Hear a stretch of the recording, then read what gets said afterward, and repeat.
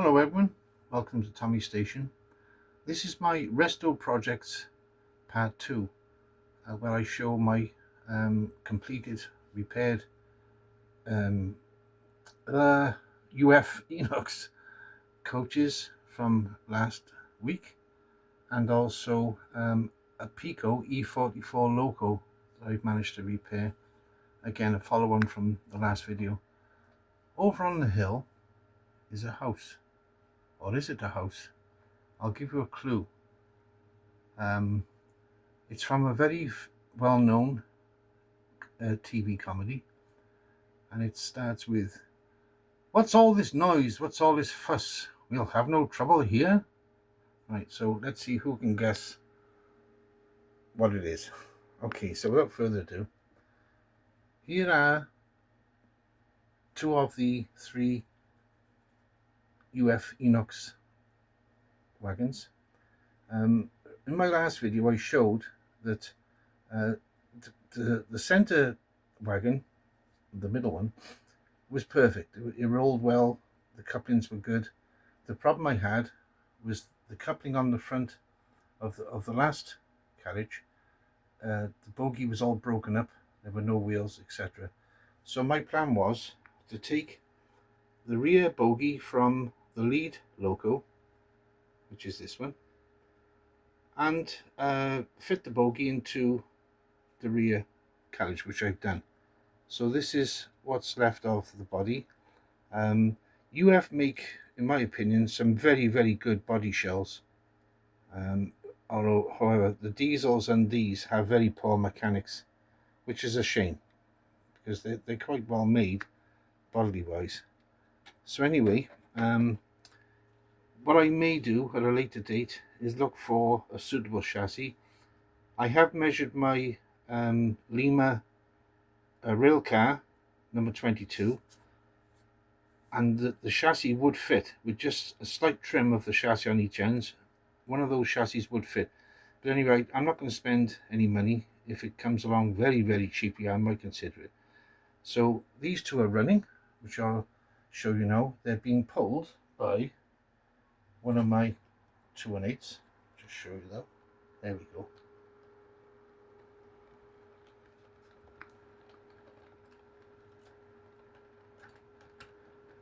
Now, these Jouef, they have quite large wheel flanges.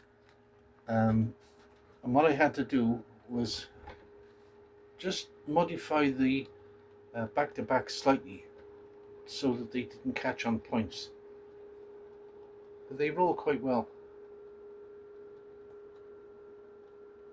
When it comes round to the station, it'll run through the loop, and you'll see they run quite well. When I first tried them, they were jumping on the points and derailing.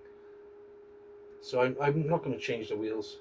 But like I say, this is a project. It's not a restoration to put them back on the track again.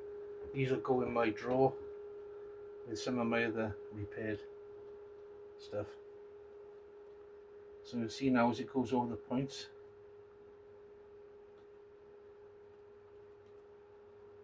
Not bad at all, quite smooth.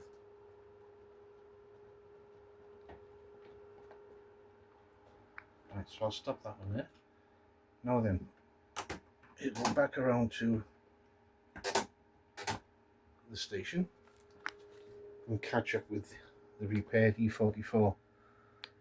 Now, as I showed in my last video, the pantograph on the E44 was missing parts, etc. I really did try to get it working, but far too fiddly. I didn't have the parts either. So basically what I did some time ago, in fact 3 or 4 years ago, I bought this Lima E111. It was in quite good condition. I had to repaint the end of the cab there. I don't know if you can see it. It's not a perfect match. It was badly scratched, and it was missing all its roof furniture. So it had no pantographs. So what I did, I bought a pair of pantographs and got this working, and I was so impressed with the chassis that it's now underneath my Hornby high mech. So it hasn't gone to waste. The pantographs I bought for that 111 are now on my E44, along with some of the plastic isolators from the original pantographs. So like I said, this one didn't take much effort to get the motor running. It was running. I just gave it a light service. There's not much you can do. It's almost like a Ringfield type motor. So I just oiled the bearings and that's it. So now we'll try it. There we go.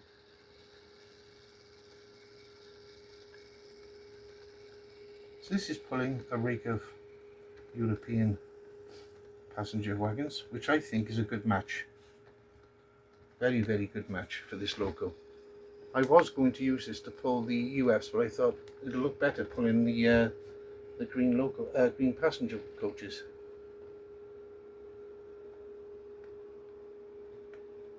I'll just pick the speed up a bit.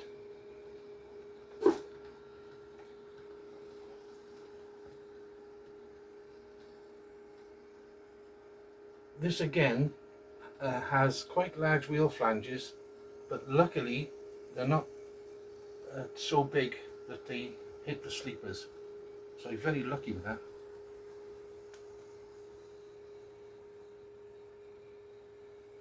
So he comes into the station.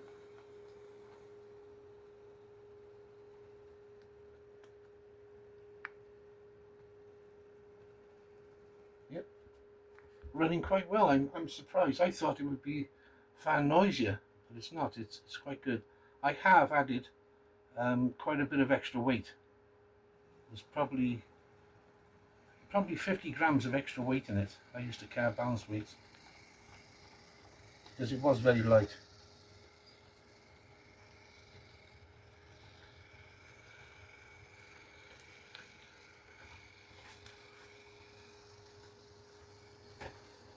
Quite pleased how it turned out. Like I say, I've reglazed it as I said I would. I bought a packet of 10 buffers and couldn't find them until this morning, so I will fit new buffers in it and possibly some lights.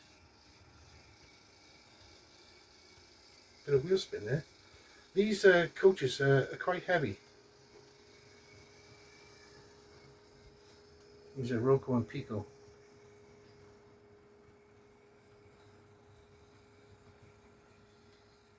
There we go, bring it into the station. Like I say, this will go on my shelf because I don't run electric locos. This was a project to see if I could repair it and get it running. So I've achieved that. Now, there's something I'd like to mention that I found when I was running some of my locos, and that is this this Lima Class 33. When I tried it on the outer loop, it would stall on the bend going into the tunnel, and I couldn't understand why. It was a bit of a mystery. So I found, after taking this apart many times, especially the front bogie, I found the trouble. So what I'll do, I'll just pan around and try and show you. This is another Lima. This is a Lima, this is a Class 50. What I found was a lot of these Lima bogies have cast body bosses on the sides of the bogie, on both sides, and I imagine they're about 1 millimeter wide. And what was happening on my 33, the wheels were fouling against them. It's strange, but there wasn't enough side clearance. So what I did, I used one of my scalpels and I trimmed off the bosses on both sides, on the two axles, and then filed them smooth, and that cured the problem. A lot of my other locos, they have plenty of clearance. It was just this 33 that was causing problems on some bends, but now it's running very, very well. So if any of you have a problem with some of your Limas stalling on points or on bends, take a look at that bogie and just check the side clearance. I obviously checked the back to back, and it was a bit bit under scale, but not that much. So I've I've respaced the wheels, the back to backs, and filing those bosses off, cutting and filing them off, has made a world of difference to it.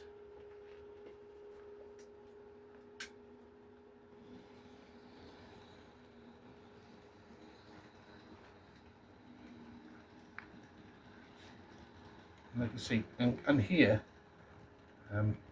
right on these points, this is where it would stop sometimes as well. And there we go.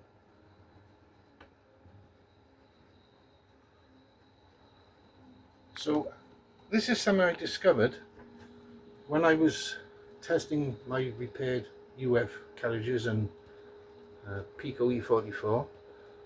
I was running this around and it kept stopping. So that was another thing I've had to look at this week. But like I say, it's cured it.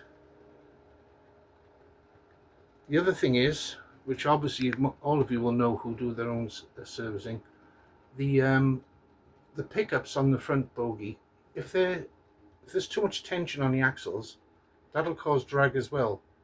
And I checked mine, and possibly I did have a little bit too much tension, so I took it apart and readjusted it and gave it just enough to make a good contact. That wasn't the cause of the wheels fouling, but things like that don't help. So there we go. Also on that bend under the castle, it would stall. There we go. Running quite well. So we'll set off the E44 again.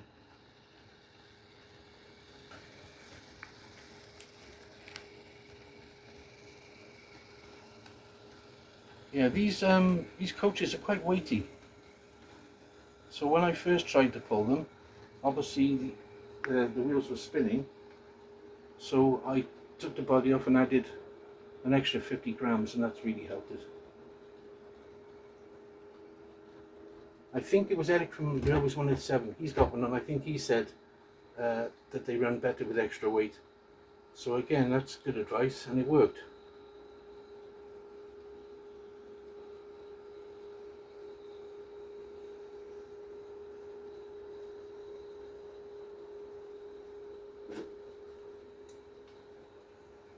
I don't like to be caught out with problems. If I'll persevere and persevere until I find what the cause is.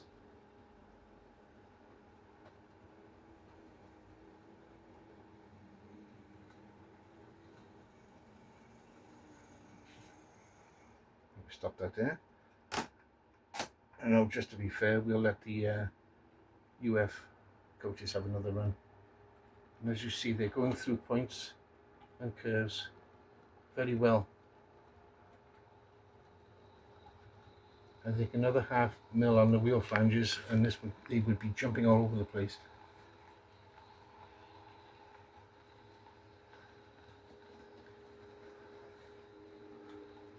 These may go to a good home, I'll see, because I'm not going to use them, so it's a shame. And like I say, if somebody wants to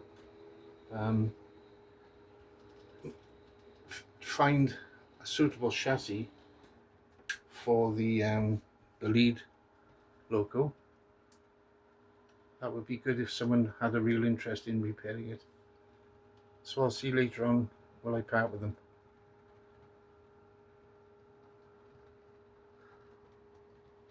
Like I say, running very nicely now.